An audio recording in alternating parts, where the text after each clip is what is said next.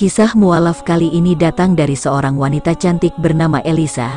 Ia mencari tahu tentang Islam selama kurang lebih 10 tahun lamanya.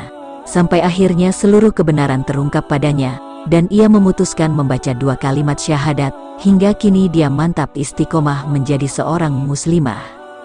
Awalnya Elisa bertanya-tanya tentang kalimat-kalimat yang sering dibaca oleh umat Islam, seperti Assalamualaikum, Alhamdulillah, Subhanallah, Masya Allah, dan lainnya. Rasa penasaran itu membuat dirinya dituntun untuk mencari tahu lebih dari sekedar maknanya saja, sampai-sampai ia menghabiskan waktu yang cukup lama dalam pencariannya tersebut.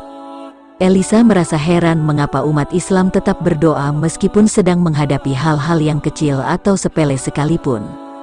Yang bikin saya ingin masuk Islam salah satunya yaitu mencari Tuhan. Kenapa sih bilang Assalamualaikum? Artinya apa? Kenapa bilang Alhamdulillah? Artinya juga apa? Banyak pokoknya, kata Elisa menjelaskan. Rasa ingin tahu itu tumbuh saat dirinya masih duduk di bangku kelas 7 SMP. Akan tetapi rasa penasarannya terhalangi oleh keluarganya yang non-muslim. Dia menuturkan dirinya adalah keturunan China dari Tangerang.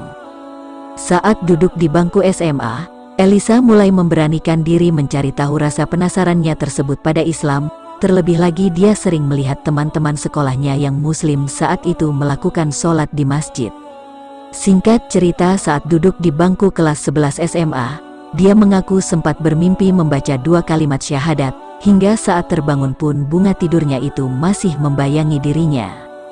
Saya mimpi di situ, saya ngucapin 2 kalimat syahadat dengan jelas dan singkat. Tapi di luar mimpi, saya enggak bisa ngucapin syahadat, terang Elisa. Lalu suatu hari saat pergi ke toko buku, dia melihat kitab suci Al-Quran di sebuah rak. Dikarenakan penasaran, akhirnya Elisa membukanya dan melihat surat Al-Ikhlas serta An-Nas. Kemudian dirinya membaca terjemahannya, sebab kala itu wanita cantik ini belum menjadi mualaf, serta belum bisa membaca ayat-ayat suci Al-Quran.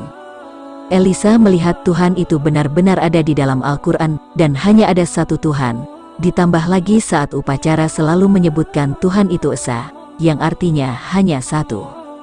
Setelah itu banyak kejadian yang dilewati Elisa, sampai 10 tahun lamanya.